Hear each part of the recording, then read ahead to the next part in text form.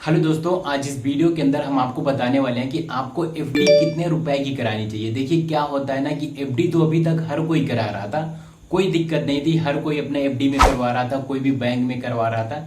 लेकिन अभी दिक्कत क्या हो गई है पता है आपको, अगर आप ज्यादा रुपए की एफडी करवाते हो तो फिर इनकम टैक्स की तरफ से आपको नोटिस आ सकता है। मतलब इनकम टैक्स वाले आपके यहाँ नोटिस भेज सकते हैं और आपकी एफडी को रिजेक्ट कर सकते हैं। इसीलिए यह बहुत ज़्यादा इंपॉर्टेंट वीडियो है। इस वीडियो के अंदर हम आपको पूरा डिटेल में बताएंगे कि आपको एफडी कितने रुपए की करानी चाहिए, कितने सालों की करानी चाहिए और क्या क्या अमाउंट, कितना अमाउंट लगा करके आपको एफडी करानी चाहिए, ताकि आपको इनकम टैक्स की तरफ से कोई भी समस्या ना हो। अब चाहे कोई स्टॉक मार्केट में इन्वेस्टमेंट कर रहा हो, म्यूचुअल फंड में इन्वेस्टमेंट कर रहा हो या फिर ट्रेडिंग में इन्वेस्टमेंट कर रहा हो, लेकिन वो कहीं ना कहीं कुछ परसेंट हिस्सा अपना एफडी के अंदर इन्वेस्टमेंट करता है। वो इसीलिए इन्वेस्टमेंट करता है क्योंकि एफडी बहुत ही सेफ एंड सिक्योर ऑप्शन होता है, जहां पर आपको 6-7%, 8% तक का इजिली रिटर्न मिल जाता है और आप आराम से एफडी करवा सकते हो। 1 लाख रुपए लगा करके, 2 लाख रुपए लगा करके, चाहे कितना कम अमाउंट हो या फिर ज्यादा अमाउंट हो, आप एफडी करवा दीजिए तो आपको रिटर्न 100% उतना मिल जाएगा। इतना फिक्स होता है, जो कि ये बैंक की तरफ से होता है, जहां पर हमारा अकाउंट होता है वो भी सेफ होता है और इसीलिए एफडी भी सेफ ऑप्शन माना जाता है। अब समस्या क्या है पता है आपको, इनकम टैक्स वालों ने यह नोटिस जारी कर दी है कि जो आप एफडी करवा रहे हो उसकी भी एक लिमिट है। अब लिमिट क्या है वो चीजें हम आपको वीडियो के अंदर पूरा बताते हैं। वीडियो स्टार्ट करने से पहले मैं आपसे एक छोटी सी रिक्वेस्ट करता हूं कि वीडियो को लाइक करके चैनल को सब्सक्राइब कर दो, क्योंकि यहाँ पर आपको इसी प्रकार से बहुत सी वीडियोज मिलती है। तो आगे बढ़ते हैं वीडियो के। जो इनकम टैक्स के माध्यम से नोटिस जारी की गई है, जो कि बताया गया वो आपके कैश के ऊपर बताया गया है कि आप जब अकाउंट के अंदर आकर के एफडी करवाते हो कैश को लेकर के, तो वहां पर आपको इनकम टैक्स की तरफ से नोटिस मिल सकती है। और आप जो एफडी होता है आप किसी भी थर्ड पार्टी के थ्रू करवा सकते हो, मतलब आप यूपीआई के थ्रू करवा सकते हो, फोन पे करवा सकते हो, कोई भी वैलेट हो आप उससे भी एफडी करवा सकते हो, कोई दिक्कत नहीं है।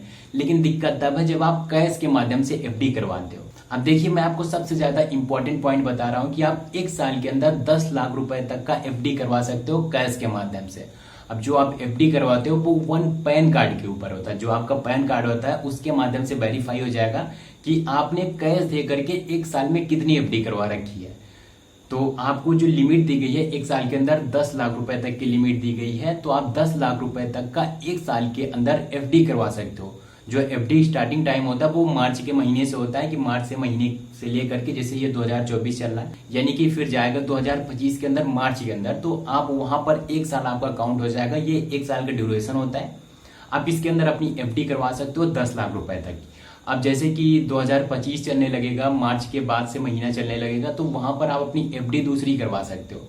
जैसे फिर आप 10 लाख रुपए का इन्वेस्टमेंट कर सकते हो, 8 लाख रुपए का इन्वेस्टमेंट कर सकते हो, कोई दिक्कत नहीं होगी। अब दिक्कत क्या होगी, प्रॉब्लम क्या होगी, वो चीजें मैं आपको बताता हूँ, वो भी बहुत इंपॉर्टेंट होता है, उसको भी आप जरूर समझिएगा। अभी के लिए मैं एक एग्जांपल लेता हूँ, एग्जांपल के माध्यम से आप समझिएगा कि जैसे आपकी पुरानी एफडी चल रही थी, अभी तक वो चलती हुई आ रही है, और जो आपकी एफडी है वो मेच्योरिटी अमाउंट जो है वो अभी 10 लाख रुपए आपको मिला है। जो आपको 10 लाख रुपए मेच्योरिटी अमाउंट मिला है, आप उसमें से क्या चाहते हो कि मैं 4 लाख रुपए अपने पास रखता हूँ, जो 6 लाख रुपए इसको हम दोबारा से एफडी करवा देते हैं। जब आप उसको एफडी करवा देते हो तो आप ये सोचते हो कि हमारी एक एफडी हो गई, अब हम दूसरी एफडी करवाते, तो जो आप दूसरी एफडी करवा रहे हो वो आप 4 लाख रुपए से ज्यादा नहीं करवा सकते हो, क्योंकि महीने में जो है 10 लाख रुपए की ही लिमिट रखी गई है। तो वो आपकी एफडी हो जाती है, वो अमाउंट काउंट होगा। और जो आप कैश जमा करोगे, यानी कि आप अपनी दोबारा जो एफडी करवाते हो, अगर आप चाह रहे हो ना कि मैं अपनी दोबारा एफडी करवाऊं, तो अब आप वहां पर 4 लाख रुपए से ज्यादा एफडी नहीं करवा सकते हो, क्योंकि अगर आप 4 लाख रुपए से ज्यादा एफडी करवाते हो तो इनकम टैक्स वालों की तरफ से आपके पास नोटिस आ जाएगा। मतलब टोटली आपकी चाहे पुरानी एफडी हो या फिर आप नया कैश के रूप में एफडी करवाना चाहते हो, आप टोटली 10 लाख रुपए तक की एफडी करवा सकते हो। और मैं आपको बता दूं इसका सोल्यूशन भी है, ऐसा नहीं है कि इसका सोल्यूशन नहीं है, इसका सोल्यूशन है। अगर आपके पास लीगली पैसा आ रहा है तो आप क्या कर सकते हो, इनकम टैक्स वाला जो फॉर्म होता है, आईटीआर फाइल वाला जो फॉर्म होता है, आप आईटीआर फाइल कर सकते हो। मतलब आप आईटीआर वाला फॉर्म भर सकते हो, जहां पर आप अपनी पूरी डिटेल्स फिल करते हो कि आपका पैसा कहाँ से आ रहा है, आप कितना खर्च कर रहे हो, मतलब सेविंग क्या है, बजटिंग क्या है। अगर पूरा वहां पर आप डिटेल डालते हो, फिर उसके बाद में आप एफडी करवा सकते हो, कोई दिक्कत नहीं होगी। इनकम टैक्स वालों का कहने का मतलब ये है कि आप आईटीआर फाइल करो, वहां पर आप बताओ कि आपका पैसा कहाँ से आ रहा है, कितना आ रहा है, तब तो फिर आप एफडी करवा सकते हो, अदरवाइज आप एफडी नहीं करवा सकते हो। तो दोस्तों पहला सोल्यूशन ये होता है। दूसरा सोल्यूशन ये होता है कि 1 साल कंप्लीट हो गया तो आप दूसरे साल में अपनी एफडी करवा सकते हो, वहां पर आप दूसरा अमाउंट जमा करके एफडी करवा सकते हो, कोई दिक्कत नहीं होगी। ये भी ऑप्शन सही है। अगर आप चाहते हो ना कि आप आईटीआर फाइल ना भरो, ये सब काम ना करो, तो आप सिंपल सा प्रोसेस फॉलो कर सकते हो कि जब आपका 1 साल कंप्लीट हो जाएगा तो आप दूसरे साल एफडी करवा सकते हो, कोई दिक्कत नहीं होगी। या फिर आप आईटीआर फाइल भरो, आप लीगली तरीके से एफडी करवा सकते हो। तो ये 2 मेथड है, 2 सोल्यूशन है। आप चाहो तो कोई भी मेथड अपना सकते हो, और इससे ओवरऑल देखा जाए तो 10 लाख रुपए तक आप एफडी आराम से करवा सकते हो, कोई दिक्कत नहीं।